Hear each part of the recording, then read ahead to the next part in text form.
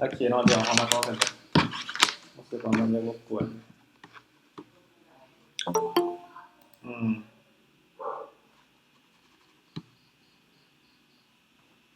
อ่าเดี๋ยวสิให้ทุกคนเนี่ยมาทำความเข้าใจกับโซนเนาะโซนก็คือว่าจุดที่ราคาเนี่ยมันเด้งมาฮอดแล้วมีโอกาสในการกลับตัวเนาะอันนี้คือโซนมันจะคล้ายๆกับแนวรับแนวต้านแม่นบ่คือแนวรับแนวต้านเนี่ยโดยส่วนใหญ่แล้วมันใช้ดีมันบ่ได้ซ้ำกับศูนย์เนาะ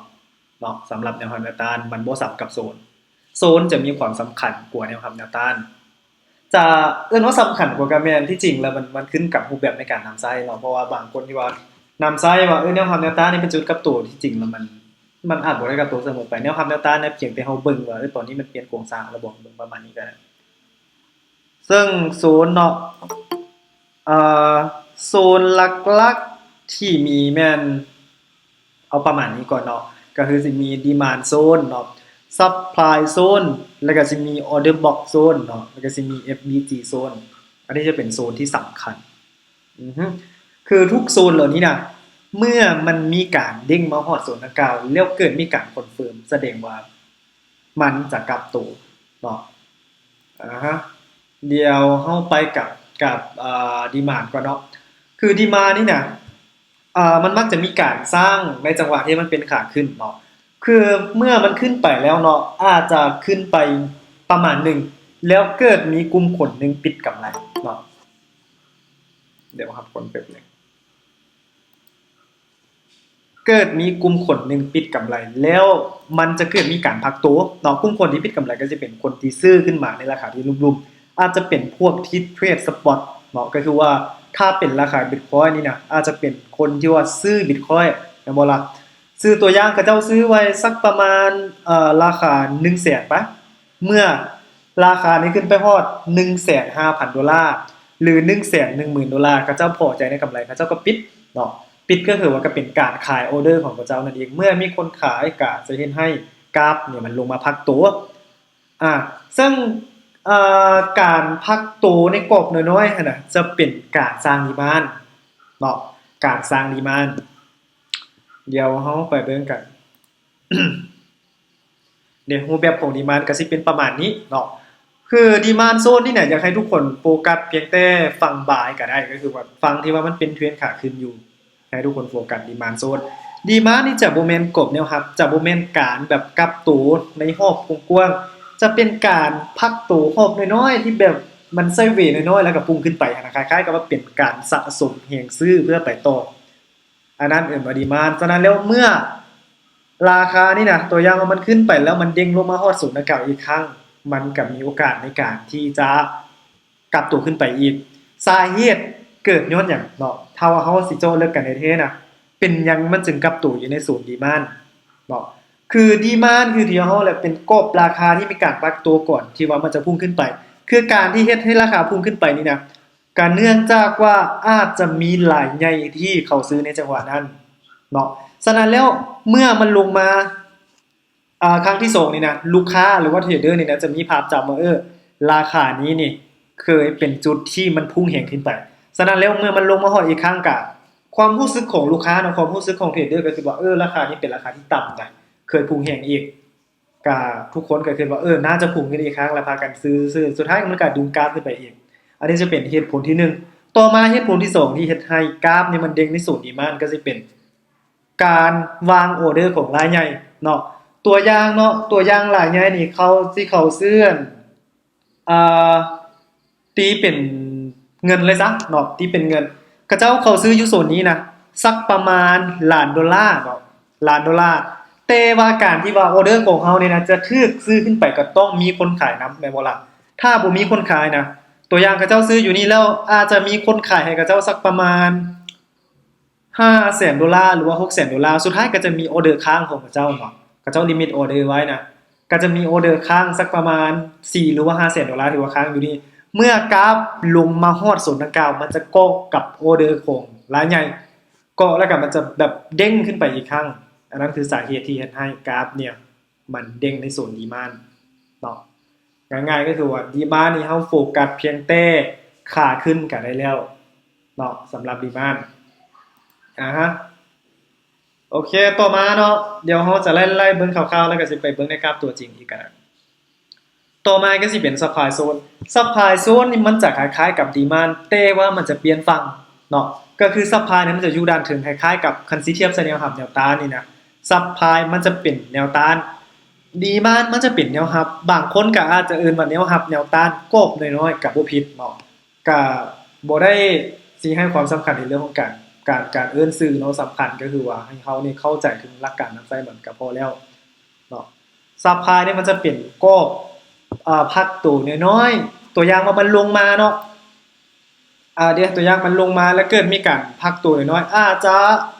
เป็นการสะสมเฮียงคายเพื่อที่จะลงมาต่อเนาะพักตัวในกรอบน้อยๆแล้วก็พุ่งลงมาเมื่อกราฟนี่นะมันเคลื่อนที่ไปฮอด0เนาะ0ซับผ่านดังกล่าวนี่นะมันมักจะมีการย่อลงมาเนื่องจากว่ามีกลุ่มคนเนี่ยทาขายในโซนดีมานด์อยู่สาเหตุที่ว่ากับเจ้าทาขายก็คือที่ว่าเมื่อกี้เลยว่าโซนใดที่มีการเด้งแฮงน่ะลูกค้าหรือว่าเทรดเดอร์นี่จะมีภาพจำว่าโซนนี้นี่มันเด้งแฮงเนาะบางคนก็คือว่าค่ากราฟเนี่ยมันฮอดโซนนี้อีกครั้งเป็นเฮาจะเฮ็ดการขายหลายคนเนาะมาส่วนหลายนี่มีความคิดแบบนั้นนะก็เลยว่าเป็นโซนที่หลายคนรอคอยเมื่อกราฟลงบ่ฮอดหลายๆคนแบบทุ่มขายเนี่ยก็เฮ็ดให้กราฟเด้งลงมาอีกครั้งอันนี้จะเป็นกรณีที่1หรือกรณีที่2ก็สิเป็นตัวอย่างคือเว้ากันเมื่อกี้แล้วว่าตัวอย่างเนาะรายใหญ่นี่ก็เจ้าขายอยู่นี่ตื้อนึงเนาะคันสิเทียบใส่เงินกีบตื้อนึงแต่ว่าบ่ได้มีคนซื้อฮอดตื้อเนาะง่ายๆก็คือว่าคันสิเทียบเนาะเจ้าจะขายพักประมาณ100โลนี่นะถ้าบ่มีคนซื้อฮอด100โลเจ้าก็ขายบ่หมดแม่นบ่ล่ะเจ้าก็ตั้งราคาไว้หั่นฉะนั้นแล้วเขาเจ้าขายเนาะเขาเจ้าอาจจะขาย Bitcoin ประมาณกันสิเทียบใส่เงินกีบเนาะรวมมูลค่าเป็นตื้อนึงแต่ว่าคนซื้อนี่อาจจะมีประมาณ500ล้านเนาะ500ล้านเขาเจ้าขายลงมาแล้วก็ลงมาอีกเพื่อบ่แม่นเพื่อดอกเมื่อกราฟนี่นะมันลงมาแล้วเมื่อกราฟมีการขึ้นไปอีกครั้งจะเฮ็ดให้อาจจะมีหรือว่าบ่มีก็แล้วแต่คือ order limit นี่นะทุกคนอาจจะงงหน่อยนึงเนาะคำว่า order limit บางคนอาจจะตั้ง order limit รายใหญ่อาจจะตั้ง order limit ไว้ตัวนึงแล้วมันบ่แมทกันหั่นน่ะมันเหลืออีก500ก็เลยว่าเมื่อมันเด้งขึ้นไปอีกครั้งแล้วมันก็กับ order ดังกล่าวในเทคนิคกราฟนี่ดันลงมาอีกถ้าว่าเขาเจ้าบ่ตั้ง order limit ตัวอย่างว่าเขาเจ้ามาขายใน order นี้เขาเจ้าก็เบิ่งว่ากราฟขึ้นไปฮอดโซนนี้แล้วก็เจ้าก็ทุ่มเงินใส่อีกเหมือนกันดันลงมาเนาะอันนี้จะเป็นซัพพลายเนาะถ้าสิอธิบายลึกๆก็สิเป็นประมาณนี้แล้วโซนที่3นี้เด้คือเมื่อกี้แม่นเฮาเว้ากันถึง2โซนแล้วเนาะก็คือจะเป็นดีมานด์และก็ซัพพลายเนาะต่อมาก็สิเป็นโซนออเดอร์บล็อกก็สิเป็นคล้ายๆกับดีมานด์ซัพพลายเนาะคล้ายๆกับดีมานด์ซัพพลายแต่ว่ามันจะบ่ได้ไซด์เวย์แบบนั้นดีมานด์ซัพพลายเนี่ยมันจะเป็นกรอบไซด์เวย์น้อยๆแต่ออเดอร์บล็อกมันบ่แม่นกรอบไซด์เวย์เนาะ เดี๋ยวเอาไปเบิ่งออเดอร์บล็อกนี่นะมันจะเป็นเทียนสุดท้ายก่อนที่มันจะกลับตัวเนาะตัวอย่างเนาะตัวอย่างว่าถ้ามันเป็นขาลงนี่นะแล้วมันพักตัวเป็นเขียวเนาะคือมันจะเป็นเทียนสุดท้ายเทียนสีเขียวสุดท้ายก่อนที่มันจะกลับตัวลงมาอีกครั้งเนาะอันนี้จะเป็นออเดอร์บล็อกจากบ่แม่นไซด์เวย์ได้แบบนี้นะคือที่มันสะพายเมื่อกี้มันเป็นคล้ายๆกับไซด์เวย์เนาะเดี๋ยวครับคนก่อนนิดนึงแต่ว่า order box เนาะ order box แม่นจะบ่เป็นไซด์เวย์จะเป็นการขึ้นไปแล้วก็เทียนสุดท้ายก่อนที่กราฟมันจะลงมาสำหรับ order box ฝั่งเซลล์เนาะเทียนฝั่งตรงข้ามของเทรดเนาะให้ทุกคนเข้าใจว่าเทียนฝั่งตรงกันข้ามของเทรดตัวอย่างมันเป็นเทรนขาขึ้นอยู่แบบนี้นะเทียนฝั่งตรงกันข้ามของเทรนก็สิเป็นเทียนขาลงแม่นบ่ล่ะเทียนการพักตัวขาลงเทงสุดท้ายก่อนที่มันจะจวดขึ้นไปอีกอันนี้สิเป็นออเดอร์บล็อก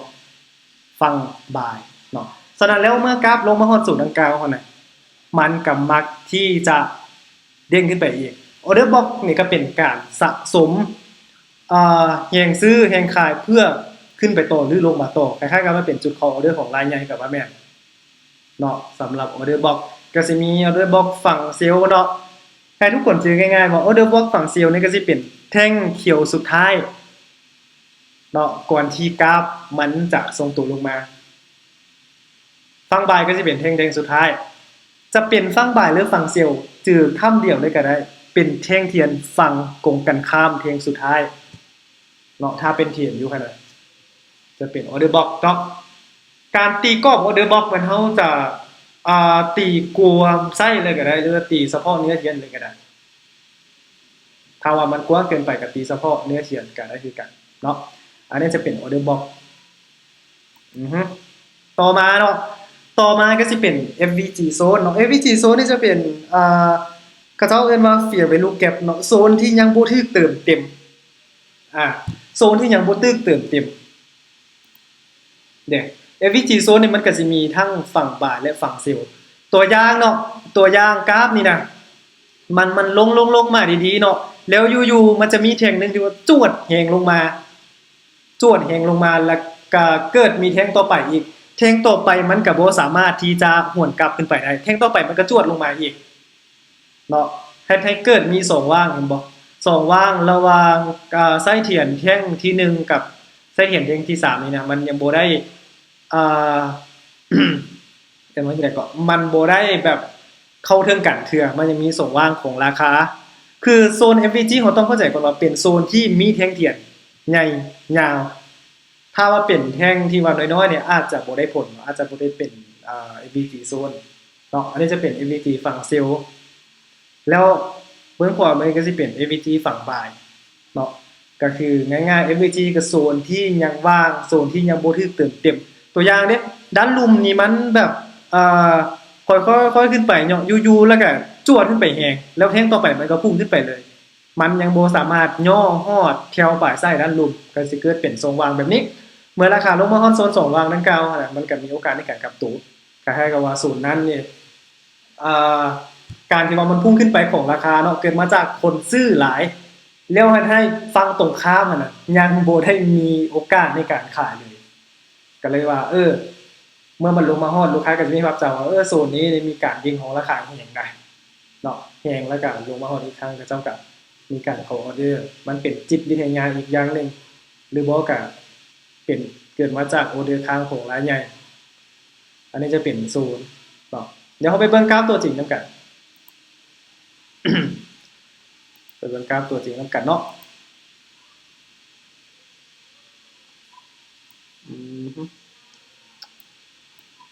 เดี๋ยวเด้อแป๊บนึง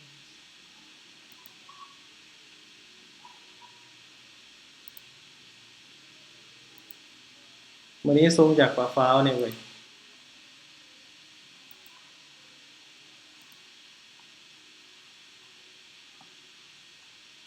ฟ้าวๆแล้วเวลาแชร์มันจะติดๆขัดๆเนี่ยหน่อยนึง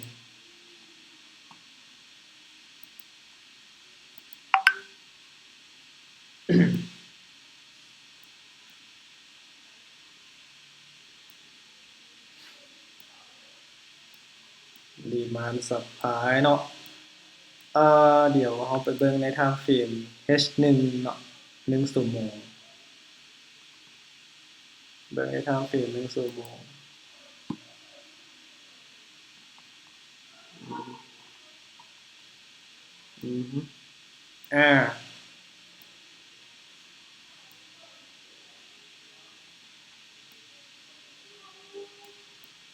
Demand Supply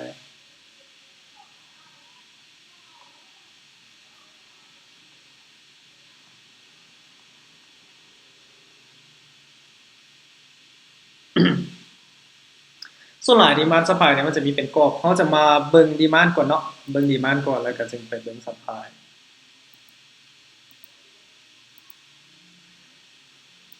Demand นี่เนาะชื่อง่ายๆว่า Demand ก็คือกรอบพักตัวเนาะกรอบพักตัวกรอบที่มีการสะสมของราคาเพื่อพุ่งไปต่อโซนนี้ก็เป็น Demand คือกันเห็นบ่ทุกคนมันแบบพักตัวมันคล้ายๆกับว่าเคลื่อนไหวอยู่ในโซนอันนี้ก็สิเป็น Demand แต่กราฟบ่ได้ลงมาฮอดจุดนี้อันนี้ก็ก้อนๆแถวนี้น่ะคันสิตีกรอบใหญ่ก็ ตีแบบนี้เลยก็ได้เป็นดีมานด์เด้มันลงมาฮอดขึ้นแล้วก็ลงมาฮอดโซนแล้วก็ขึ้นไปอีกครั้งอืมดีมานด์อันนี้จะเป็นการเบิ่งแบบคร่าวๆเนาะแต่ถ้าว่าเราอยากเบิ่งแม่นยำกว่านั้นก็เดี๋ยวช่วงท้ายๆจักหน่อยสิแนะนำวิธีการเบิ่ง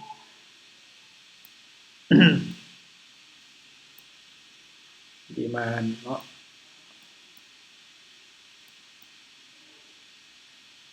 แล้วซัพพลายได้ซัพพลายก็แถวนี้เราสามารถเอิ้นว่าซัพพลายได้เลยเนาะซัพพลายได้เลยอันนี้ก็สิเป็นซัพพลายแต่ว่าสุดนี้มันทะลุซัพพลายกรอบนี้แล้วมันไปกลับตัวอยู่ซัพพลายกรอบถึงเนาะที่จริงกรอบถึงนี่เราเอิ้นว่าแนวต้านก็ได้เอิ้นว่าซัพพลายก็ได้คือกันนี่มันมีการทะลุขึ้นไปแล้วเกิดมีการเปลี่ยนโครงสร้างที่จริงอันนี้ก็สิเป็นซัพพลายโซนเนาะคือทุกโซนที่ว่าเราจะเข้าออร์เดอร์น่ะเราต้องคือที่เราเรียนกันเมื่อวานเนาะต้องรอให้มีการคอนเฟิร์มอ่ากราฟลงมาขึ้นไปฮอดศูนย์นี้นะถ้าเราสิเข้าเซลล์ต้องเกิดมีการกลับตัวก่อนเราจึงตามขายเนาะแต่อันนี้คือมันบ่ได้กลับตัวให้เราก่อนเลยเราบ่จำเป็นต้องขายก็ได้เนาะเพราะว่ามันมีการเปลี่ยนโครงมันมีโอกาสในการเปลี่ยนโครงสร้างอยู่เสมอเนาะทุกๆโซนก็ได้ว่าจะเป็นแนวรับแนวต้านดีมานด์ซัพพลายโซนใดๆก็แล้วแต่มันก็มีโอกาสในการเปลี่ยนโครงสร้างถ้าว่าสิให้ชัดเจนแท้ๆต้องรอให้มี PA หรือว่ามีการคอนเฟิร์มเนาะเนี่ยพวกนี้ก็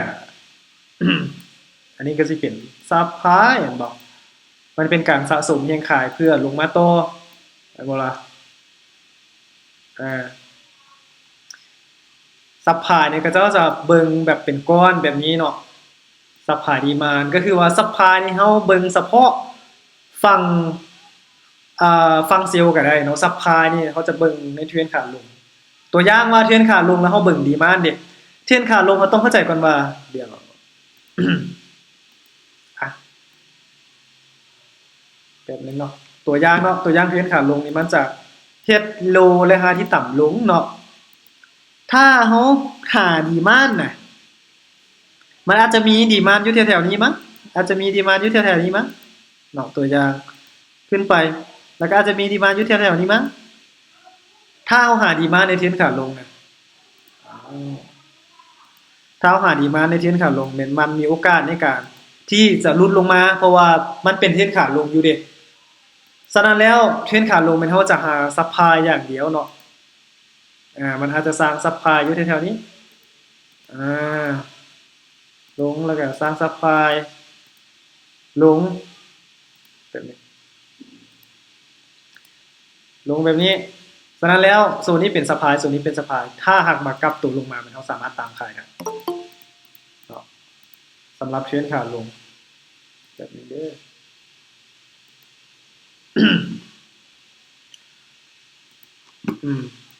เดี๋ยวถ้าว่าเฮาสิเบิ่งดีมานด์เนาะในขาลงนะถ้าว่าเฮาสิเบิ่งดีมานด์ก็คันว่าเบิ่งเป็นก้อนก็ประมาณนี้แม่นบ่ล่ะมันลงมามันก็หลุดเพื่อคอนเฟิร์มเทรนด์ขาลงฉะนั้นแล้วขาลงนี่ดีมานด์นี่เฮาอาจจะบ่ค่อยให้ความสำคัญเนาะคือกับบทเรียนที่เราเรียนกันเมื่อวานแล้วว่าขาขึ้นเฮาจะเบิ่งแนวรับเพื่อเทรดบายขาลงเฮาจะเบิ่งแนวต้านเพื่อเทรดเซลล์แล้วมาเบิ่งฝั่งของดีมานด์ซัพพลายนี่นะก็จะคือกันเลยขาขึ้นเฮาจะมองหาดีมานด์เพื่อเทรดบายขาลงเฮาจะมองหาซัพพลายเพื่อเทรดเซลล์เนาะสำหรับดีมานด์ซัพพลายประมาณนี้แล้วออเดอร์บล็อกเด้ออเดอร์บล็อกนี่ให้ทุกคนจือง่ายๆว่าเป็นแท่งเทียนฝังกงกันข้ามแท่งสุดท้ายก่อนที่มันจะสวดลงมาเนาะเป็นแท่งเทียนฝั่งกงกันข้ามฝั่งสุดท้ายก่อนที่กราฟเนี่ยจะทรงตู่ไปอีกครั้งออเดอร์บล็อกเนาะคือตัวอย่างฝั่งกงกันข้ามถ้าเป็นเทรนด์ขาลงน่ะก็สิเป็นแท่งเขียวแม่นบ่ล่ะถ้าเป็นเทรนด์ขาขึ้นก็สิเป็นแท่งแดงฝั่งตรงกันข้ามพอเข้าใจบ่เพราะว่าทุกการเทรดมันเฮาจะ follow trend จังลองบอกมาอีกทีนึงออเดอร์บล็อกว่ะแม่นๆกำลังจดแจงสิฟังดีๆเนาะออเดอร์บล็อกแมนจะเป็นโซนที่มีการพักตัวน้อยๆเนาะแต่จะบ่ไซด์เวย์แบบดีมานด์และซัพพลายจะเป็นโซนพักตัวน้อยๆแต่บ่ไซด์เวย์แบบดีมานด์และซัพพลายฉ จะเป็นแท่งเทียนสุดท้ายของฝั่งกงกันข้ามพอเข้าใจบ่ของฝั่งกงกันข้ามก็คือว่าถ้าเป็นเทรนขาลงก็ขาลงมันก็เป็นแท่งแดงเนาะก็สิเป็นแท่งเขียวอ่าพอเข้าใจบ่ฝั่งกงกันข้ามของแท่งแดงก็สิเป็นแท่งเขียวพอเข้าใจอยู่ครับโอเคเด้คือตัวนี้น่ะ order box เนาะเมื่อกี้มันเป็นขาลงอยู่แม่นบ่แล้วการพักตัวเนาะมันบ่ได้พักแบบไซด์เวย์ได้มันพักแบบฮอร์โซนแล้วก็ลงมาอันนี้ก็สิเป็น order box ฝั่งเซลล์เนาะการตี order box น่ะบางคนนี่นะอาจจะตีกวมไส้เลยเนาะแต่ว่าถ้าเฮาตีกวมไส้เลยมันยาวเกินไปแม่นบ่ล่ะเด้แท่งสีเขียวแท่งสุดท้ายก่อนที่กราฟมันจะลงมาต่อแนะนำให้ตีเฉพาะเนื้อก็ได้ถ้าเป็นฝั่งเซลล์ก็เอาใส่ด้านเทิงแน่ถ้าเป็นฝั่งบายก็เอาใส่ด้านลุ่มแน่ก็ได้เดี๋ยวเมื่อกราฟลงมาเนาะเมื่อกราฟลงมาบ่ลงมาแล้วก็ขึ้นไปฮอดโซนเด้มันก็เด้งลงมาอีกครั้งแม่นบ่ล่ะแล้วมันก็มีออเดอร์บล็อกมาอีกเนาะพวกนี้มันใส่งานเบิดละเนาะพวกนี้ก็ใส่งานเบิดละแล้วตัวที่ยังบ่ได้ใส่งานก็สิเป็นตัวนี้แม่นบ่ล่ะ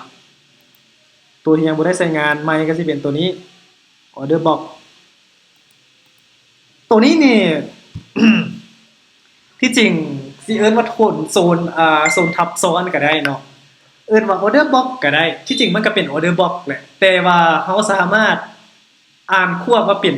ซับพลายก็ได้หรือว่าเป็นแนวต้านก็ได้ก็ขึ้นกับความเข้าใจแต่ว่าถ้าว่าเฮาอยากเบิ่งแบบแม่นจังก็อ่า ตีนโซนแคบๆเฮาก็ได้เนี่ยแต่สูตรนี้มันกราฟมันขึ้นมาบ่ฮอดเนาะถ้ามันขึ้นฮอดสูตรนี้นะมันก็มีโอกาสในการดิ่งแต่บ่ล่ะเดี๋ยวบอกฟังเซลล์เนาะเดี๋ยวเฮามาเบิ่งฝั่งบายนำกันเนาะฝั่งบายนี่เฮาจะเบิ่งเทรนขาขึ้นเนาะเบิ่งเทรนขาขึ้นก่อน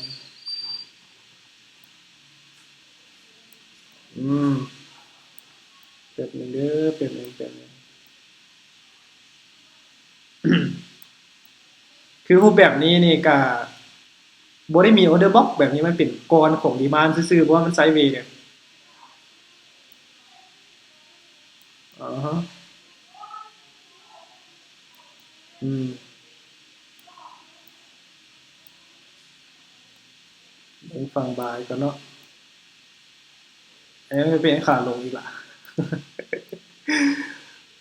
ฝั่งบาย โอเคขอเบิ่งตัวนี้ก็ได้เนาะบางทีเทคนึงเขาก็สามารถเอิ้นว่าเป็นออเดอร์บล็อกก็ได้2เทคเขาก็เอิ้นว่าเป็นออเดอร์บล็อกก็ได้ส่วนหลายมันจะทับซ้อนกันเนาะระหว่างออเดอร์บล็อกกับดีมานด์ซัพพลายอาจารย์อันนี้มันแอปนี่บ่ตัวนี้มัน Trading View ตัวเบิ่งกราฟซื่อๆตัวเบิ่งกราฟเราสามารถเบิ่งทุกกราฟใน Trading View ได้บ่ว่าเขาจะเทรดตัวไหนก็แล้วแต่เพราะว่าเขาแชร์ตัวอื่นนี่มันยังซื้อไม่น้องเลยบัดนั้นเราน้องเทรดเป็น Trading View เด้น้องเบิ่งอยู่นี่ก็ได้เห็นบ่บ่เห็นเลยเนาะเด้ตัวนี้นะเห็นบ่ตัวไหนเนี่ย Trading View เดี๋ยว Order Box เนี่ยจะเป็นแท่งเทียนพักตูฝั่งตรงกันข้ามเนาะตัวอย่างมันขึ้นไปแบบนี้เห็นบ่แล้วมันพักตัวอยู่นี่นะก็สิเป็นแท่งแดงสุดท้ายเห็นบ่ล่ะมันขึ้นไปแล้วเมื่อมีการย่อฮอดโซนอีกนะเดี๋ยวตีโซนก่อนเดี๋ยวตีกรอบเฉพาะนี้ก็ได้เป็นแท่งสุดท้ายของฝั่งกงกันข้ามเอาไปเบิ่งเนาะเดี๋ยวเมื่อมีการฮอดโซนมันก็เด้งขึ้นไปแต่ว่าโซนนี้มันย่อเลิกเว้ยมันย่อเลิกไปฮอดโซนลุ่มเนาะโซนนี้นี่เฮาเอิ้นว่าเป็น FVG ก็ได้แม่นบ่ล่ะมันย่อฮอดแถว FVG พุ่นแหละ มันสามารถทะลุเนาะคือทุกๆโซนมันบ่ได้ 100% แต่ว่าถ้าเฮาใส่เป็นเฮา follow trend น่ะโอกาสแม่นอัตราการชนะมันอยู่ที่ประมาณ 70% อยู่แล้วตัวอย่างว่าเจ้าเรียน10ครั้งแม่นเจ้าจะชนะประมาณ 6หา70ขึ้น6หา7ครั้งขึ้นไปอันนี้มันมากลับตัวอยู่โซนFVG เนาะเนี่ย FVG order box ฝั่งเซลล์เนาะแต่ว่าคือแบบนี้เนาะเดี๋ยวจะแนะนำอีกน้อยหนึงเนาะเพราะว่าบางคนอาจจะใช้ order box ผิดเนาะคือตัวนี้นะตัวนี้นี่บางคนอาจจะตีว่าเป็น order box เนาะแต่ที่จริงแล้วมันยังบ่สามารถที่จะเฮ็ด high แม่นบ่ล่ะเด้มันขึ้นแล้วมันยังบ่สามารถที่จะเฮ็ด high เฮ็ด high ก็คือว่ามันต้องลดจุดสูงสุดของตัวนี้ก่อนแม่นบ่ล่ะ น้องเบิ่งเครื่องออเดอร์บล็อกได้อาจารย์คืออีกที่ผ่านมาอาจารย์บอกเมื่อกี้นะมันบ่คือกันเนาะอันตัวนี้ ตัวนี้มันยังบ่สามารถขึ้นไปเบรก high เด้มันยังสามารถขึ้นไปเบรก high แล้วมันก็ คือตัว M มันเลย ลงมาต่อแม่นบ่ล่ะแต่ว่าแป๊บนึง แต่ว่าโซนนี้นี่เฮาสามารถตัวนี้นี่มันขึ้นไปเบรก high ละเฮาสามารถตีว่าเป็น order box ได้แม่นบ่ล่ะตีเป็น order box ได้โซนนี้นะตีเฉพาะกวบๆอันนี้ก็ได้เนาะเดี๋ยวมันลงมาฮอดแล้วมันก็กลับตัวแต่ว่าอันนี้มันมีการมันมีได้เกาะส่งกราฟมีให้เกิดแบบมันเชหลุดโซนน้อยหนึงเนาะแต่มันก็กลับตัวในโซนนี้สำคัญคือในการที่เราต้องมีการรอท่าคอนเฟิร์มเนาะถ้าเกิดมีแท่งเทียนสีเขียวใหญ่แบบนี้ก็อาจจะพิจารณาเริ่มเข้าซื้อเลยก็ได้บัดนี้ FVG zone เนาะFVG zone ก็คือสิเป็นโซนที่กราฟมันพุ่งขึ้นแฮงโซนที่ยังบ่ถูกเติมเต็มเนาะก็สิมีทั้งฝั่งบายและฝั่งเซลล์เด้คือจะเป็นโซนว่างเนาะเฮาต้องเบิ่งว่ามีโซนว่างคือแท่งลุมกับแท่งทึงหั่นน่ะบ่สามารถที่จะหวนกลับเข้ามาหากัน อาจารย์อันโตอันชื่อว่าเท่าไหร่ก่อนโอเวอร์นี่ก่อนอาจารย์ว่า order box ออเดอร์บ็อกซ์ เมื่อกี้เป็น order box แต่ส่วนนี้มันก็หลุดลงมาได้เนาะเมื่อมันหลุดลงมาก็อาจจะมีการเสียโครงสร้างแม่นบ่ล่ะ order box ก็สิเป็นสวิงแน่จุดนี้ก็ได้เป็นสวิงแล้วก็เป็น order box พร้อมหลุดลงมาก็อาจจะมีการเสียโครงสร้างดิมันก็เสียโครงสร้างแท้นบ่มันลงมาแล้วมันก็ลงมา FVG zone เด้ลงมาฮอดโซนแล้วก็ถ้าเกิดมีการกลับตัวแบบนี้แม่นถ้ามีการคอนเฟิร์มแบบนี้นะเฮาก็ตามซื้อขึ้นไปนะมันก็จะมีทั้งฝั่งบายและฝั่งเซลล์เนาะ FVG นี่ก็ได้เดี๋ยวเราไปเบิ่งฝั่งเซลล์แล้วกันเนาะเดี๋ยวจักหน่อยสิพามาเบิ่งวิธีการจะเป็นเคสพิเศษเนาะ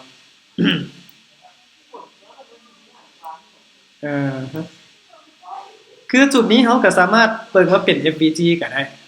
เนาะ FVG ก็ได้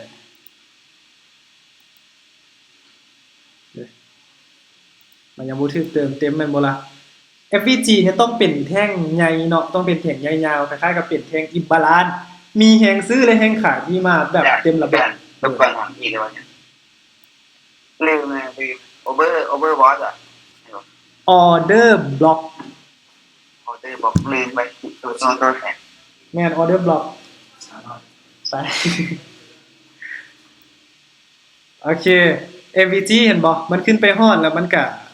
กลับตู่FVG ฝั่งคือ FVG หรือว่า order box หรือที่บันสะพายน่ะเขาต้องนำใส่ตามเทรนด์เนาะ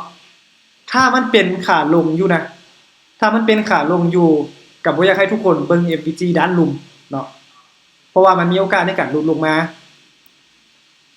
ถ้ามันเป็นขาลงก็อยากให้ทุกคนเบิ่งเพียงแต่ FVG ด้านเทิงก็ได้แต่อันนี้มันมีการกลับตัวเป็นขาขึ้นอีกแล้วเนาะกลับตัวเป็นขาขึ้นอันนี้ก็สิเป็น FVG เห็นบ่มันพุ่งขึ้นไปแล้วเด้แท่งที่1หั่นน่ะมันก็อยู่ลุ่มแท่งที่3มันก็อยู่ถึงแล้วมันยังมีศอกว่างอยู่นี่เห็นบ่โซน2ว่างนี่น่ะก็สิเป็น FVG เด้อยู่ถึงก็เป็น FVG อีกแถวนี้นะก็เป็น FVG เด้ยังมี2ว่างเฟียเป็นลูกแก็บเนาะแก็บ2ว่าง เมื่อกราฟนี่ย่อลงมาฮอดโซนแถวๆนี้ก็มีโอกาสเด้งเด้ย่อฮอดแล้วมันก็เด้งขึ้นไปแม่นบ่ล่ะเด้เด้งไซด์เวย์อยู่ในกรอบเลยบัดนี้มันก็เด้งหลายครั้งเนาะ1ครั้งใน2ครั้งก็ใส่ได้อยู่อือฮึแล้วสิพามาเบิ่งอีกถ้าว่าเฮาอยากเข้าออเดอร์ในจุดที่ว่าแม่นยำหั้นน่ะแป๊บหนึงเด้อเป็น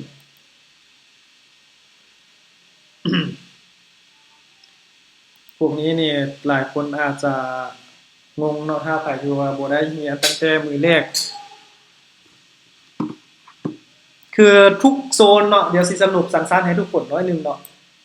การที่ว่าเฮาจะเทรดนี่น่ะเฮาต้องไล่ตั้งแต่โครงสร้างเนาะว่าตอนนี้มันเป็นโครงสร้างขาขึ้นขาลงหรือว่าไซด์เวย์ถ้ามันเป็นขาขึ้นแม่นเฮาจะมองหา1ก็คือว่าแนวรับ2ก็คือว่าดีมานด์เนาะ3ก็คือว่า FVG 4ก็คือว่า Order Box เนาะ FVG กับ Order Box เฮาจะเบิ่งทั้งอ่าขาขึ้นและขาลงอยู่แล้วเนาะแต่ทุกอย่างก็คือว่าเราต้องนำสายตามเพียนเนาะถ้าว่าเป็นขาขึ้นนะเราจะมองหาเพียงแต่แนวรับดีมานด์ FVG กับเบิ่งเพียงแต่ FVG ด้านลุ่มเนาะถ้าเป็นขาขึ้น FVG ด้านเทิงนี้เราจะบ่เบิ่งเพราะว่ามันมีโอกาสในการทะลุขึ้นไป Order Box เราก็เบิ่งเพียงแต่ Order Box ด้านลุ่มเราจะบ่เบิ่ง Order Box ด้านเทิงถ้าเป็นขาขึ้นฮะแล้วการนำไซด์ดีมานด์ที่แบบอ่าว่าจะได้ก็ แล้วมาเป็นดีมานด์กล่องน้อยๆก็ได้โซนไซเทียนเนาะโซนไซเทียนการเบิ่งโซนไซเทียนที่สำคัญนี่นะอือฮึไซเทียนก็มีโอกาสเด้งเนาะการเบิ่งไซเทียนว่าโซนใดใส่ได้เป็นโซนที่สดใหม่ใส่ได้เป็นโซนที่ถูกใช้งานละเดี๋ยวเฮามาไล่ตั้งแต่ลุมเนาะเฮาไล่ตั้งแต่ลุมเบิ่งทุกแท็กเลยก็ได้เนาะเด็กไซเทียนคือตัวนี้เนาะไซเทียนสีแดงนี่กระทึกสีเขียวตัวนี้กินละสีเขียวตัวนี้กระทึกสีแดงตัวนี้กินละสีแดงตัวนี้กระทึกสีแดงตัวนี้กินละและสดใหม่ก็คือยังมีไซเทียนตัวนี้บ่ล่ะตัวน้อยๆสั้นๆนี่นะถ้าว่าเฮาอยากตีกรอบที่ว่ามันแม่นยำแท้ๆเนาะถ้าว่าเฮาอยากเทรดในดีมานด์หรือว่าแนวรับนี่นะเฮาก็เบิ่งเพียงแต่ไซเทียนแล้วก็เข้าจุดนี้ก็ได้แต่เฮาต้องเข้าใจก่อนว่าบางครั้งมันก็ลงมาบ่ฮอดเนาะแล้วบัดนี้สดใหม่อยู่เด้ก็สิเป็นตัวนี้เนาะตัวต่อไปอันนี้ก็สดใหม่ยังบ่ถึกแท่งได้มากินเนาะอันนี้ก็เป็นสดใหม่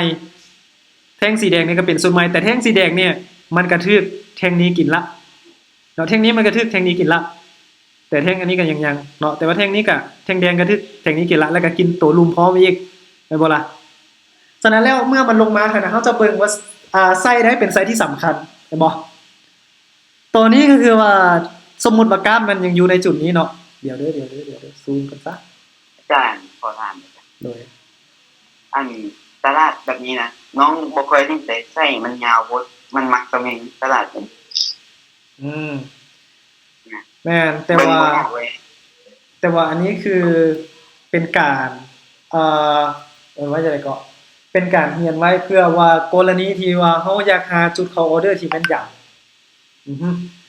คือสมมุติเนาะ กรณีว่าเฮาอยากเข้าออเดอร์แถวๆนี้นะเฮาสิเอิ้นว่าเป็นก้อนดีมานด์ก็ได้เฮาอยากเข้าออเดอร์แถวๆนี้ตอนนี้ไซส์เทียนเนาะไซส์เทียนที่สำคัญยังบ่ถึกจ้ะรบกวนได้อันนี้เขาเอิ้นว่าไซด์เวย์บ่แม่นบ่หรือว่าบ่แม่นเป็นขาขึ้นอยู่โอเคเดี๋ยวมาต่อเนาะจักหน่อยจึงถามก็ได้เดี๋ยวตอนนี้ไซส์เทียนที่สำคัญก็สิเป็นโซนนี้แม่นบ่ล่ะสมมุติว่าแท่งแดงนี่ยังบ่เกิดเด้อแล้วอยู่ๆมันทันฉะนั้นแล้วเมื่อกราฟลงมาย่อเห็นบ่มันลงมาฮอดโซนมันก็มีการเด้งขึ้นไปบ่แต่เด้งขึ้นไปหน่อยนึงมันก็หลุดลงมาแล้วไซด์เทียนที่สำคัญเด้เมื่อมันหลุดไซด์เทียนที่สำคัญก็สิเป็นโซนนี้ไซด์เทียนที่สำคัญเห็นบ่แล้วเมื่อกราฟมันลงมาฮอดไซด์เห็นบ่ถ้าว่าเฮาอยากเข้าออเดอร์ในจุดที่นั้นจะลงมาฮอดปลายไส้ตัวนี้เด้มันเด้งเลยอันนี้นะแต่เราต้องเข้าใจกันว่าทุก โซนเนาะคือไซส์เทียนนี่ก็อย่าถ้าว่ามันคอนเฟิร์มให้เฮาแล้วเฮาจึงเข้าออเดอร์คือแถวๆนี้เนี่ยมันลงมาต่ำแล้วมันก็บ่ได้มีการกลับตัวขึ้นไปเป็นเขียวแต่บ่ล่ะเนี่ยจุดนี้มันลงมาต่ำแล้วกลับตัวขึ้นไปเป็นเขียวตอนนี้เฮาสามารถตามซื้อได้ละเนาะแล้วมาเริ่มตั้งแต่ตอนนี้เนาะถามว่าเฮาสิเบิ่งไซส์เทียนที่สำคัญเด้อไซส์เทียนที่สำคัญการเบิ่งไซส์เทียนตอนนี้ไซส์เทียนที่เด่นๆเนาะคือเบิ่งสายนี่มันก็กวดกินเบิดละเด้สายยาวๆนี่กวดกินเบิดละมันสามารถลงมาหลุดแม่นบ่แต่ว่าไซส์ของมันนี่แท่งต่อไปแท่งด้านถึงยังบ่สามารถหลุดลงมาฮอดไซส์เทื่อแสดงว่าไซส์ตัวนี้ก็ยังสดใหม่เนาะไซส์ตัวนี้ก็ยังสดใหม่โซนที่สดใหม่โซนที่ยังบ่ถูกใช้งานเนาะแล้วแท่งนี้เด้ไซส์ตัวนี้ก็กระทึกไซส์สีแดงนั่นก่อนหน้านี้กินละไซส์สีแดงกระทึกไซส์สีเขียวต่อหน้านี้กินละก็เอิ้นว่ามันถูกใช้งานไปเรื่อยๆละพวกนี้นะแต่ไซส์สีเขียวเนี่ยยังบ่ถูกตัวได้กินเนาะไซส์สีเขียวยังบ่ถูกตัวได้กิน ยังบ่ถูกตัวได้กินฉะนั้นแล้วเมื่อกราฟลงมาฮอดอีกครั้งนะกราฟลงมาฮอดอีกครั้งปลายไส้นี้เนี่ยมันมีผลต่อราคาได้ทุกคน เด้ลงมาฮอดอีกครั้งมันก็มีการเด้งนะว่าล่ะคือที่จริงอันนี้มันก็กินกันเบิดละโซนที่สำคัญก็สิเป็นโซนนี้ถ้าสมมุติว่าแท่งแดงเบิ่งขวามือนี่ยังบ่เกิดนะแต่ว่ามันสามารถหลุดลงมาเนาะแล้วมันก็ลงมาฮอดโซนรูมแล้วเกิดมีการคอนเฟิร์มขึ้นไปคอนเฟิร์มแท่งนี้ปิ๊บเขาก็ตามซื้อขึ้นไปเห็นบ่มันขึ้นจวดยาวเลยแต่ว่าการนำไซส์เทียนแบบนี้นะเบิ่ง binary option นี่อาจจะหรือว่าจะก็อาจบ่ได้ผลดีต่อ forex เพราะว่าคือแบบนี้แหละมันขึ้นไปยาวแล้วมันก็ลงมาเนาะแต่ถ้าเป็น forex น่ะมันขึ้นไปยาวแบบนี้กำไรโคตรงามเลยได้ฮะ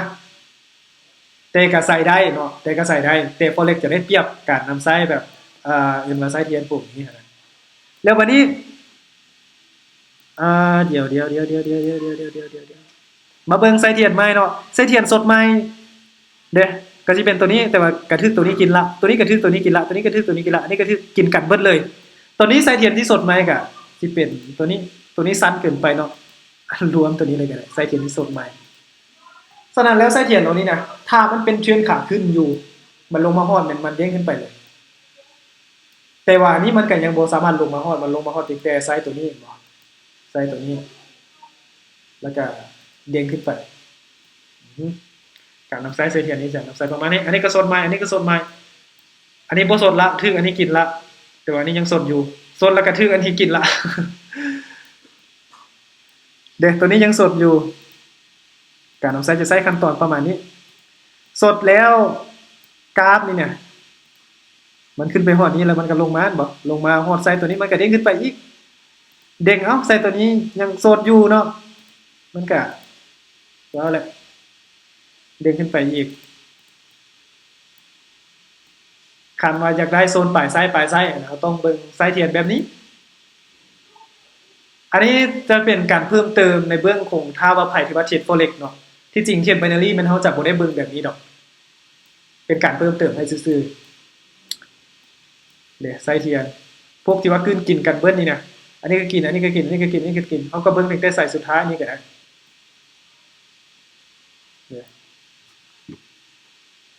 44นาที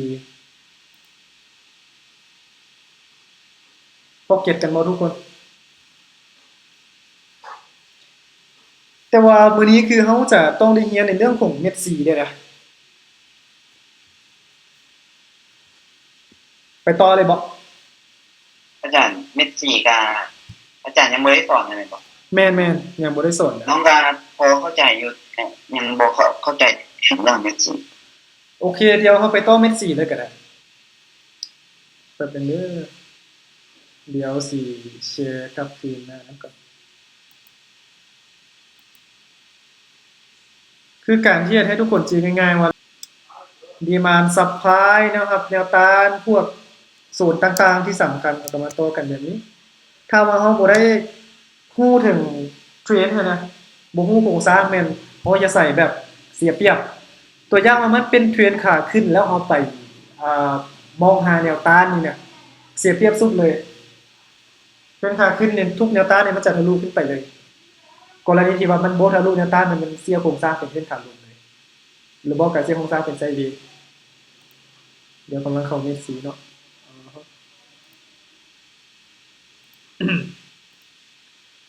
เดี๋ยววันนี้ว่าจะสอนแบบไวๆก่อนละให้ทุกคนเก็บแบบละเอียดคือถ้าหากว่าใครที่ว่ายังบ่เคยเทียบพวกกระดาษเป็นสีนี่นะอาจจะบ่เคยฮู้หรือว่าอาจจะงงๆอยู่เนาะแต่ว่าถ้าใครที่ว่าเคยเทียบพวก FG มาตะกี้นะจะมีพื้นฐานมาแล้วว่าเม็ดสีนี่มันโคตรได้ผลเนาะโคตรแล้วก็เป็นตัวนึงที่ว่าสวยไปกว่ากราฟให้เฮาได้นะอ่าเดี๋ยวเด้อเอาไปเว้ากันเลย แต่ว่ามื้อนี้คือจะสรุปเพียงแต่3สูตรที่จริงมันก็ขึ้นกับสูตรเฮาเนาะเม็ดสีนี่ก็ได้หลายคนที่ว่าอยู่กับตลาดมาดนก็เกิดมีการคนคิดว่าสูตรเม็ดสีนี่เฮาใส่แบบนี้นี่ได้ผลเด้ออัตราการชนะเกิน60เกิน 70%ก็ว่ากันไปเนาะแต่ทางนี้ทางนั้นเนาะการที่เฮาฮู้ว่าสูตรนี้นี่มันได้ผลน่ะเฮาต้องฮู้อีกว่าส่วงใดที่มันบ่ได้ผลเพราะว่าทุกสูตรนี่มันจะบ่มีทางที่จะได้ผลทุกเวลาเพราะว่าส่วนตัวกับน้ำไซมาหลายเติบในเรื่องของเม็ดสีนี่ก็ได้น้ำไซมาสารพัดอย่างแล้วก็ช่วงที่ว่ามันได้10ไม่ติดก็มีแต่ช่วงที่ว่ามันเสียเด้เสียฮอด6 7ไม่อันนี้คือข้อเสียของมันฉะนั้นแล้ว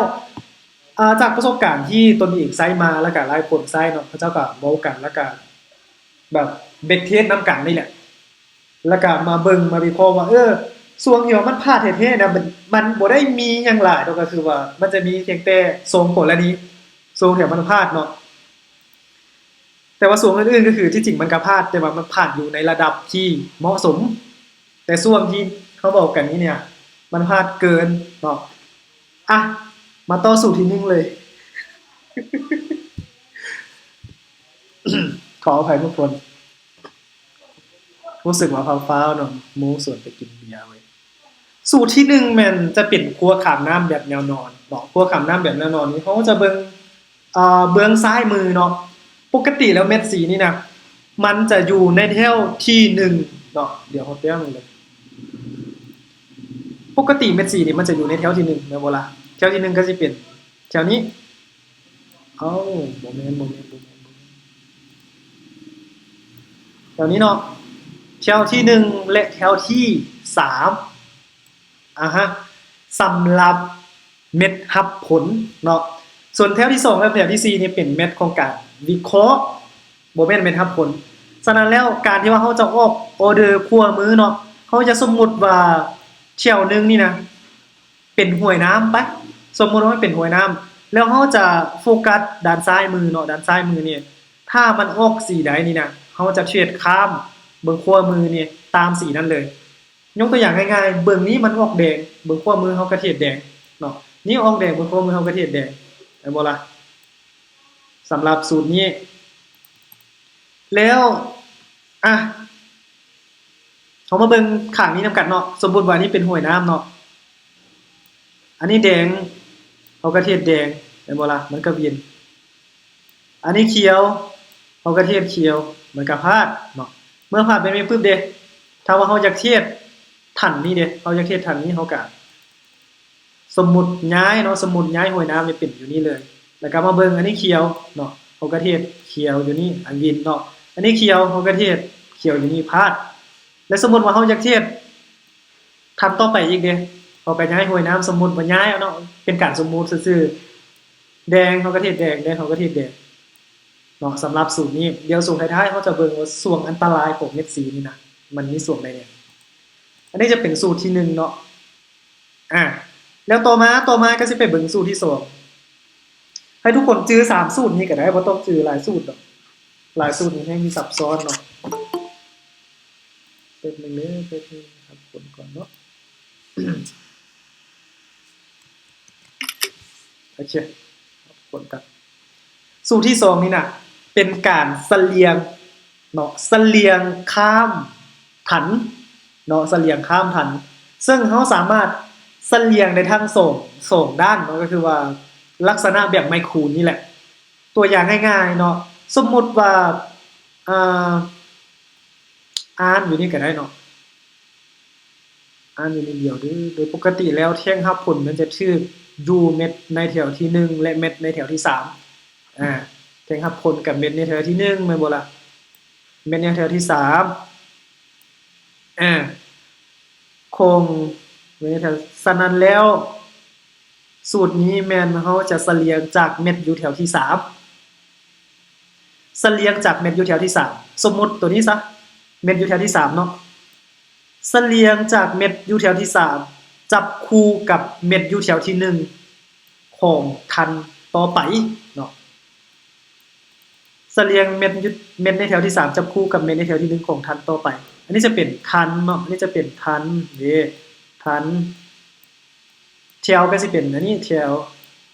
เอาบ่ล่ะแถวก็เป็นแนวนอนแล้วก็คือว่าเขาจะจับคู่แบบนี้เนาะเสลียงแบบนี้คือเม็ดนี้มันก็วินเนาะแต่ถ้าว่าเม็ดนี้บ่วินปึ๊บน่ะเราสามารถเบิ่งจากเม็ดอยู่แถวที่1เนาะเม็ดอยู่แถวที่1เสลียงเม็ดอยู่แถวที่1ของทันก่อนหน้าเสลียงกับเม็ดในแถวที่3ของทันปัจจุบันเนาะสมมุติว่าเราออกเม็ดที่1แล้วมันบ่วินเท่านั้นเราสามารถเสลียงจากเม็ดนี้ลงมาอีกได้เนาะ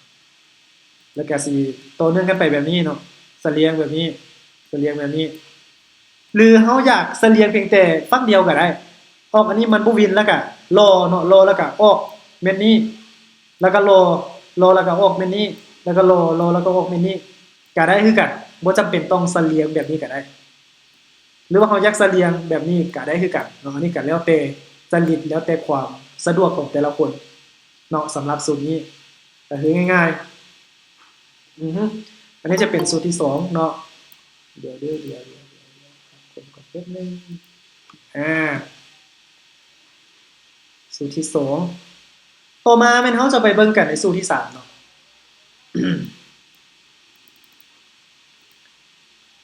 สูตรที่3แม่นเป็นการผสมระหว่าง2สูตรเนาะสูตรนี้เนี่ยค่อนข้างได้ผลดี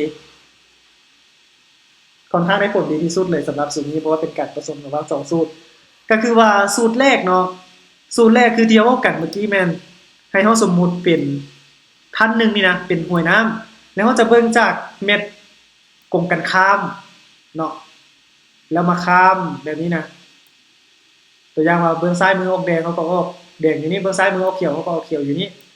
สำหรับสูตรที่1แล้วสูตรที่2ก็สิเป็นเสลียงเนาะเสลียงแบบนี้เป็นก็สิเป็นเสลียงเสลียงแบบนี้สูตรที่2แต่ว่าสูตรที่3มันจะเป็นแบบผสมกันเนาะสมมุติสมมุติว่าเฮาอยากออกเฮาอยากออกเม็ดนี้เนาะเด้สูตรนี้ค่อนข้างได้รอเฮาต้องผสมเนาะผสมก็คือว่าเป็นนึงคือสูตรเมื่อกี้เนาะทางนี้ก็ต้องออกแดงแล้วเม็ดนี้ก็ต้องออกแดงอีกแม่นบ่ล่ะเฮาจึงจะออกเม็ดนี้ได้เอาคล้ายๆกับว่าเป็นการผสมกันเนาะแต่ว่าอันนี้คือมันบ่ได้ครบเงื่อนไขถ้าว่าเฮาสิเทรดสูตรนี้แม่นจุดนี้แม่นเฮาบ่ได้ออกออเดอร์เนาะจุดนี้แม่นเฮาบ่ได้ออกออเดอร์ฉะนั้นแล้วเฮาจะต้องได้รอเนาะตัวอย่างว่าเอ้าเฮาอยากออกเม็ดนี้เนาะเฮาอยากออกเม็ดนี้เป็นนึงเฮาอยากออกเม็ดนี้สมมุติว่านี่เป็นห้วยน้ำซะที่เว้ากันเมื่อกี้นะแล้วกงกันข้ามของห้วยน้ำออกสีแดงเนาะอยู่ลุ่มนี้ก็ออกสีแดงอีกเด้เม็ดนี้นะเฮาจะเสลียงแบบนี้ค่อนข้างงงเนาะเดี๋ยวเริ่มก่อนสมมุติว่านี่เป็นห้วยน้ำเนาะอันนี้เป็นสูตรที่1อันนี้เป็นสูตรที่2สูตรที่3ก็คือว่าเฮาจะรวมกันเนาะระหว่างสูตรนี้อันนี้ก็แดงอันนี้ก็แดงแล้วก็ไปจอดอยู่สูตรที่3เนาะแดงๆแล้วก็ออกแดงอยู่นี่เลยเนาะสำหรับสูตรที่3แล้วถ้าสมมุติว่าเม็ดในแถวที่3เด้ถ้าว่าเฮาอยากที่จะออกเขียวอยู่นี่เนาะสมมุติว่าเฮาอยากออกเขียวอยู่นี่เด้เป็นไงค่อยๆฟังเนาะสมมุติว่าเฮาอยากออกเขียวอยู่นี่น่ะต้องเบิ่งว่าเฮาสมมุติว่านี่เป็นห้วยน้ำก่อนเนาะคือเมื่อกี้เนาะ ตามสูตรที่1แม่นเราต้องได้เบิ่งทางนี้เป็นสีเขียวเนาะแล้วสูตรที่2เราต้องเบิ่งเป็นนี่เป็นสีเขียวอีกแล้วเราจึงจะเสลียงมาออกเขียวแต่สูตรที่3นี่เราผสมกันทั้งสองเลยอันนี้ก็เขียวอันนี้ก็เขียวแล้วก็โอ้เขียวอยู่นี่แม่นบ่ล่ะแต่สูตรนี้เราต้องยอมรับว่าค่อนข้างได้ท่าเนี่ยน้อยหนึงอันนี้จะเป็นสูตรที่3เนาะแล้ววันนี้ส่วนอันตรายที่ว่าเฮาบ่ควรเทศตามเม็ดสีเนาะส่วนอันตรายนี่ก็คือว่าถ้าเฮาเทศในสูงนั้นนี่นะจากปกติที่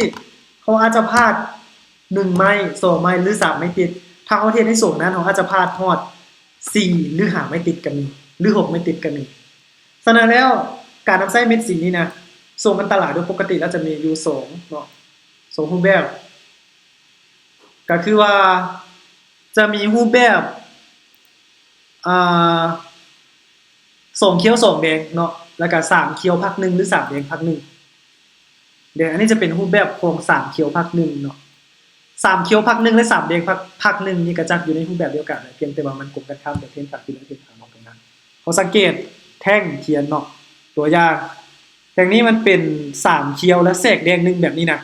เมื่อใดก็ตามที่มันเป็น3เขียวและแทรกแดง1นั้นเขาจะหยุดก่อนถ้าเขาสิเทศตามเม็ดสีแล้วใช่ป่ะเพราะว่ามันมีโอกาสในการขึ้นไปเป็น3เขียวอีกเมื่อใดก็ตามที่มันเป็น3เขียวนี่นะ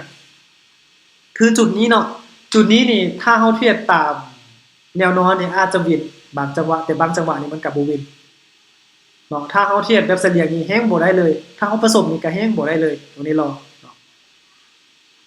อันนี้ก็คือช่วงอันตรายแล้วการที่มันลิ้นรูปแบบนี้นะสาเหตุที่บ่อยากให้ทุกคนเข้าออเดอร์ก็เนื่องจากว่าเฮาบ่ฮู้ว่ามันสิหลุดรูปแบบนั้นตอนใดบางทีก็สลับกันไปแบบนี้นี่ยาวไปเลยสินะเขาเทียบตามอยู่ผ่านเป็นแถวถ้าเฮาเบิ่งเม็ดสีแล้วอันนี้จะเป็นส่วนอันตรายเนาะ3เขียวพัก1แดงแล้วก็ขึ้น3เขียวต่อการที่ว่าเฮาจะฮู้ว่ามันเป็นแบบนี้นะเฮาอาจจะพลาด1ไม้5 2ไม้ละแต่ถ้าเฮาพลาดแล้วเฮาเบิ่งว่ามันตกอยู่ในรูปแบบนี้นะเฮาก็หยุดก่อนเนาะอันนี้สำหรับรูปแบบที่3เขียวพัก1แดงต่อมาก็สิเป็นรูปแบบ3แดงพัก1เขียว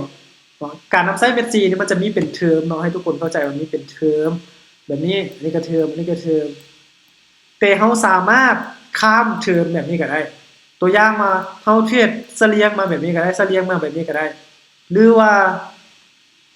ข้ามมาแบบนี้ก็ได้ข้ามมาแบบนี้ก็ได้เนาะแต่ว่าก็คือว่าถ้าหากว่ามันเกิดมีแท่งเขียนแบบนี้น่ะสมมุติเนาะบ่แม่นสมมุติอันนี้คือมันเกิดมี3แดงแล้วก็พักเขียวแล้วก็ลงมา3สีแดงอีกเนาะลงมา3แดงแบบนี้กรณีว่าเฮาเทียบตามแนวนอนนี่อาจจะวินอยู่บางครั้งซื่อๆเนาะบางครั้งซื่อๆแต่บางครั้งนี้แนวนอนนี่มันก็บ่วินถ้ามันเป็นแบบนี้นะฉะนั้นแล้วแบบเสลียงแฮงบ่วินเนาะมันจะตรงกันข้ามกับเมื่อกี้แบบผสมนี่แฮงบ่ได้ก็เลยว่าถ้าเป็นแบบนี้ปึ๊บเนี่ยเฮาอาจจะรอเนาะแล้วรูปแบบต่อไปเด้รูปแบบต่อไปก็สิเป็น2เขียว2แดงหรือ2แดง2เขียวเนาะบางครั้งนี่มันลิ้น2เขียว2แดงนี่เป็น4-5รอบคันสิเบิ่งไปก็รวมๆก็ฮอดเป็น10ปลายแห่งเทียนพู้นน่ะก็เลยว่าถ้าเฮาเบิ่งเม็ดสีในสูงนั้นนี่มันก็บ่ตอบโจทย์คือกันฉะนั้นแล้วส่วนที่เอามามันใส่เวฟปกติอาจจะสลับ1เขียว1แดงนี่ก็โอเคก็ได้อยู่แต่ถ้าเป็น2เขียว2แดงนี่ก็ยังยุ่งละถ้าเป็นเทรนงามๆตัวอย่างแบบนี้น่ะก็ได้อยู่เทรนงามๆแบบนี้พอโอเคอยู่อันนี้ก็คือพัก1อันนี้เป็นทรงปกติเนาะปกติ2เขียว2แดงหรือ2แดง2เขียวรวมๆแล้วมันจะอยู่ใน3เนาะ3รูปแบบที่อันตรายเอิ้นว่า2ก็ได้เอิ้นว่า3ก็ได้3แดงพัก1เขียวแล้วก็ลงมา3แดง3เขียวพัก1แดงแล้วขึ้นไป3เขียวกับ2เขียว2แดง2แดง2เขียวประมาณนี้รูปแบบที่อันตรายสรุปแล้วการใช้เม็ดสีนี่ก็คือมันจะเป็นอินดิเคเตอร์ตัวหนึ่งกรณีที่ว่าเราอยากใช้ก็คือว่าอาจจะเป็นทรงที่ใช้เวเนาะถ้าบ่ทรงเป็นเทรนแนะนำให้เทรดตามที่ก็ดีอยู่แล้วเนาะถ้าทรงที่ใช้เวเราสามารถเบิ่งเม็ดสีเพื่อเป็นตัวช่วยในการวิเคราะห์คล้ายๆกับว่าเป็นค่าทองคำกันสิเทียบเทิงในเบิ่ง Forex เม็ดสีก็สิเป็นพวก Fibonacci ที่เป็นค่าทองคำเนาะเป็นห้องเวียนของมันออกเม็ดนี้ปึ๊บแล้วมันก็จะมีการหมุนเวียนมาออกเม็ดนี้อีกนี่นะมันเป็นประมาณนี้พอเข้าใจเนาะ เอาตอนนี้ก็คือว่าเปิดให้ถามเนาะเปิดให้ถาม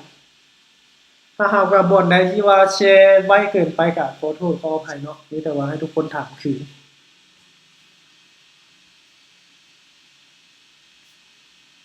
โอเค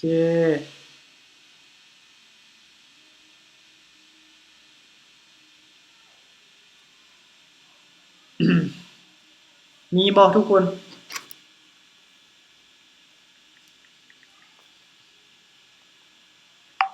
มื้อนี้มันบ่ได้พาเทศกราฟตัวจริงได้เรื่องเม็ดซีนี่ก็ได้แต่ว่าทุกรอบที่ว่าเราสอนเม็ดซีน่ะเขาจะพาเทศกราฟตัวจริงเลย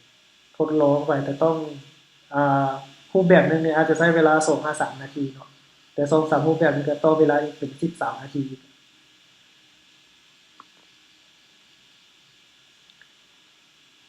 มีคำถามบ่ทุกคน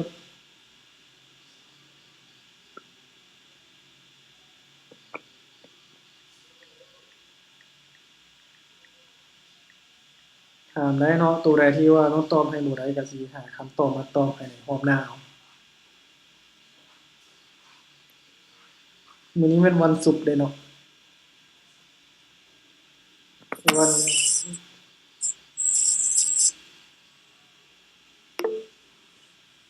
ขอบใจหลายๆอาจารย์โอเคขอบใจเนาะขอบใจเด้อขอบใจคือกันมีแต่ว่าเอาบทเรียนไปฝึกใช้เนาะตัวใดที่ว่าใส่มันยากเกินไปก็มาถามคืนได้หรือบ่ก็มีตัวอื่นที่ว่าใช้ดีกว่าความรู้ที่ว่าเราสอนก็ใช้ตัวอื่นแทนก็ได้เนาะมันสุดท้ายก็ขึ้นกับความถนัดขึ้นกับจริตของแต่ละคนขอพักก่อนเด้อโอเคอะถ้าบ่มีหยังถามแล้วก็สิพักคือกันเนาะเพราะว่าตอนนี้ก็เบิดโมงละอือฮึหลายคนก็แค่น่าจะอาจารย์เดาน้องไปเรียนรู้เพิ่มเติมก็ได้เป็นโอเคเนาะเนี่ยครับเข้าใจเลยอาจารย์โอเคขอบใจประมาณนี้อะบ๊ายบายทุกคนบายทุกคนโอเค